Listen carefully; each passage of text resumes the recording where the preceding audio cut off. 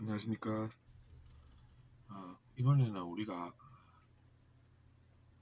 누군가가 나를 괴롭히면 어떻게 내가 그 일을 받아들여야 되는지 생각해 보겠습니다.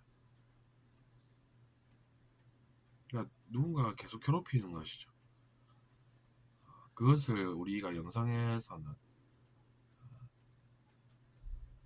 스승 역할이라고 합니다. 진짜로 스승 역할이라서 스승 역할인 것이 아니라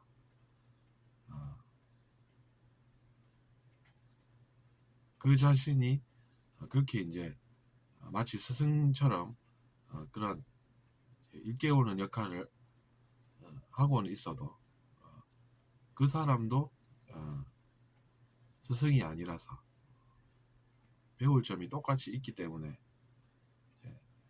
그거를 꾸짖는 스승 역할이 또 생긴다는 것입니다. 그러니까 이제 우리가 그것을 누가 괴롭힌다고 해서 그 사람이 생각하는 것처럼 정말로 스승 역할인 것은 아닌 것입니다. 물론 그 사람은 그러면서 가르쳐 줘야 돼 이러면서 내가 스승 역할 좀 하지 이렇게 이제 이야기할지는 몰라도 그 사람도 의식이 똑같다는 것입니다. 그러니까 이제 똑같은 역할이 또 필요하다는 것이죠. 본인 말대로는.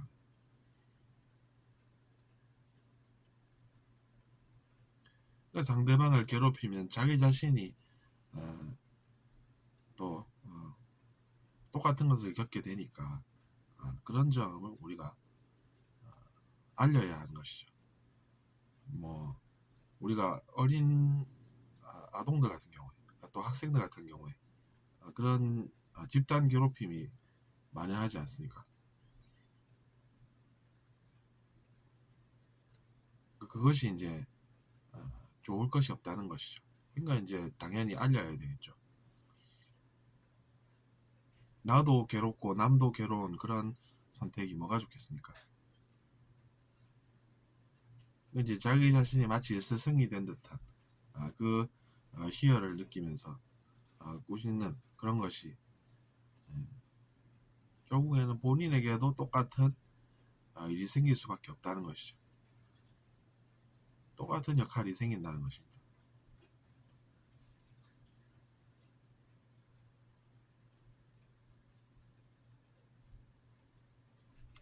그러니까 당연히 이제 우리가 그런 것을 배워 나가야 나도 피해가 없고 내 자녀도 피해가 없고 그다음에 괴롭히는 학생도 우리가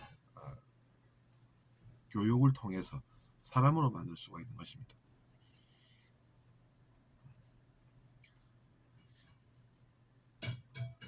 사람으로 사는 것이 그만큼 중요한 것인데 그 사각지대라는 것은 있다는 것이죠. 사각지대라고 하면 이제 우리가 보통 복지 분야에서 사회 그 구석진 곳, 구석진 그늘 그런 것을 이야기하지 않겠습니까? 그러니까 우리가 우리의 손길이 뻗치지 못하는 그런 곳에서 어둠이 존재한다는 것이죠.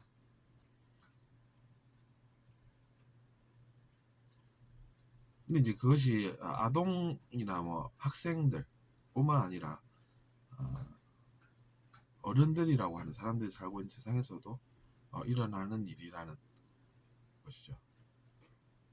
물론 아동들보다는 덜 하겠지만 그런 것도 이제 우리가 개선해 나가야 하는 것입니다.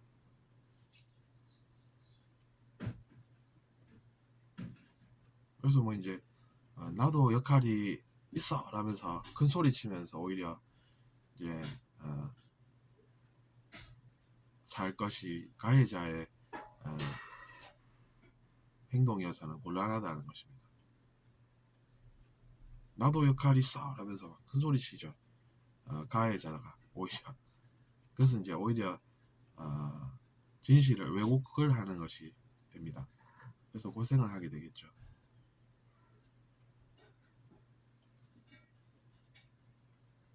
그러면서 이제 눈치를 봅니다. 또 눈치를 보면서 가해자의 행동 특성이 이제 또 드러나게 되죠. 안 걸렸으면은 뭐 문제 없는 것 아닌가 뭐 이렇게 얘기를 하는 것이죠.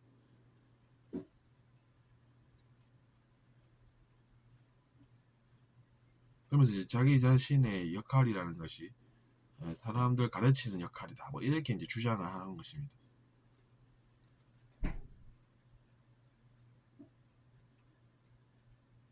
그런 목소리가 커지면 어떻게 되겠습니까? 그런 현실에 우리가 살고 있는 것입니다. 그러면서 이제 피해자는 꼬지질 것이 아니라 희생을 했다 이렇게 알아줘야 되는 것이죠. 알아야 되는 것이죠.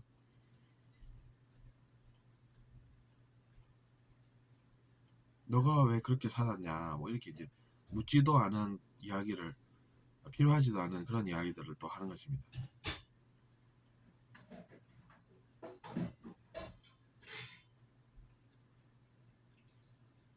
그래서 제가 영적 체험을 하는 중간에 이런 것도 느껴봤습니다. 이게 이제 누군가는 어떻게 하냐면 좀 무서운 이야기이긴 한데 귀신들이 억울하다면 혼자 억울하면 되겠느냐 이렇게까지 이야기하는 그런 존재까지 제가 느껴본 적이 있습니다. 그리고 이제 큰 소리를 내는 것이 재미가 있으니까 그것을 포기하지 못하고 다른 사람의 영혼을 이용을 하고 원인체를 이용을 하고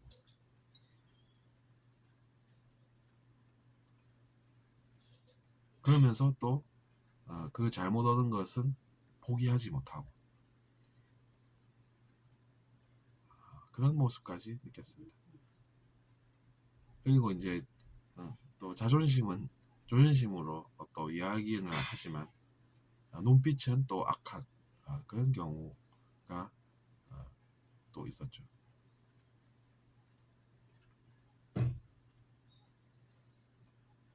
누군가가 자기 자신보다 더 위에, 자기 자신의 머리 위에 존재한다는 것을 못 참는 것이죠. 그러면서 이제 이기기 위해서 또 뭔가 행동을 하고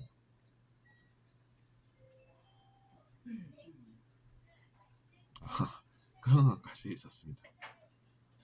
근데 이제 그 대교에서 뛰어내려서 뭐 자살을 했다든지 이러면은 그 영혼들이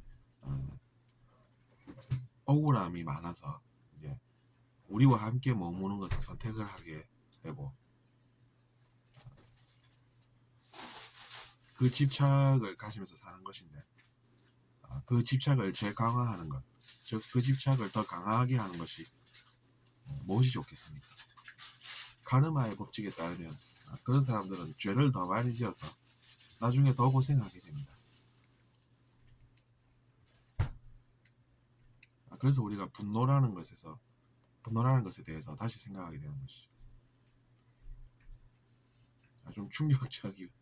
좀 충격적으로 다가오실지 모르겠지만 충격은 또 이제 저는 별로 좋아하지 않습니다.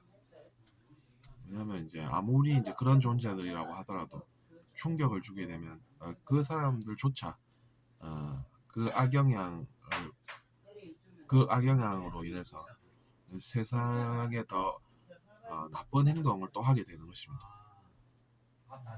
그러니까 이제 저는 그런 생각을 하기 때문에 그들에게조차도 이제 똑같은 그런 것을 하기보다는 역시나 사람들은 일깨워야 한다는 것입니다.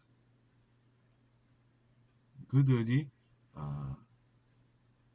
일깨워진다라고 하는 것은 도움을 이제 제가 주게 되면 그것을 잘 받아서 스스로 깨우치게 된다는 것이죠.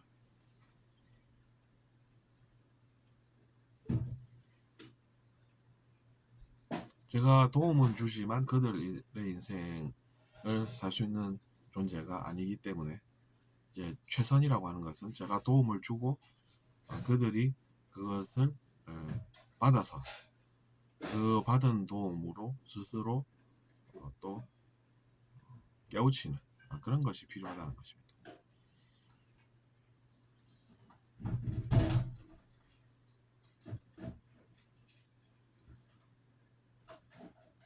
그건 그러면 도움을 받아서 하는 것이지 스스로 깨우치는 것은 아니지 않나요? 이렇게 생각하실지 모르겠지만 그것은 그렇지 않습니다.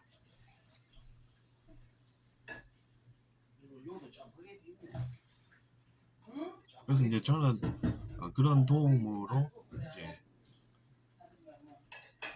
제 의지를 구현을 하는 것이고, 그러면 세상이 더 좋아져서 이제 저도 나쁜 일이 덜 다가온다라는 것이고, 도움받은 사람에게 제가 또 도움받았으니 또 나에게 갚을 것이 있지 않나요? 이렇게 이야기를 저는 할 수는 없는 것입니다. 그렇게 하지도 않을 것이고, 다만 저는 저의 인생을 사는 것이고 그는 그의 인생을 사는 것이기 때문입니다.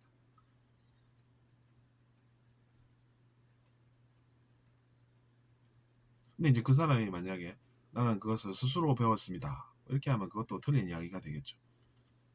도움을 받아서 내가 그래도 그런 것을 했으니까, 그런 것을 알 수가 있었으니까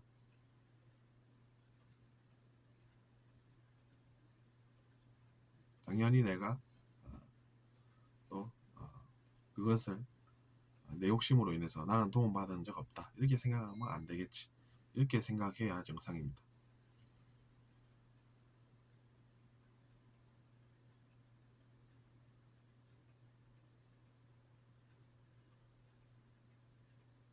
어쨌든 그래서 이번 시간에 우리는 또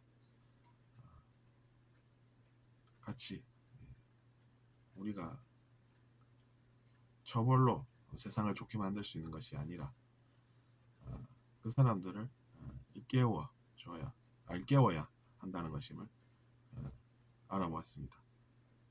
마지막에 이제 결론은 그렇게 났네요. 하지만 이제 우리가 사회에서 일어나는 많은 일들, 그런 것들은 그냥 넘어갈 수는 없습니다. 그런 것들을 언급을 해야 우리가 더 나은 사회를 만들 수 있기 때문입니다. 근데 이제 그런 것을 교활하게 생각하는 사람은 그것조차 비판이라고 하면서 매도를 합니다. 그냥 저는 사회에서 일어나는 일을 있는 그대로 이야기를 했을 뿐인 것인데 차갑다라고 이야기하고 냉철하다라고 하면서, 원래는 냉철하다는 뜻이 이제 그런 뜻이 아니었는데 사전에 찾아봐도 아시겠지만 어느샌가 그것이 이제 차가운 가슴을 가졌다라는 그들만의 언어가 된 것입니다. 그래서 저는 사회에서 일어나는 일을 그냥 있는 그대로 이제 이야기하는 것일 뿐이라는 것이죠. 근데 거기서도 이제 성장의 길을 도모하는 것입니다. 그것이 재료가 되어서 이제 우리가 그 이야기를 또 나눠보는 것입니다. 들어주셔서 감사하고 구독 부탁드리겠습니다. 감사합니다.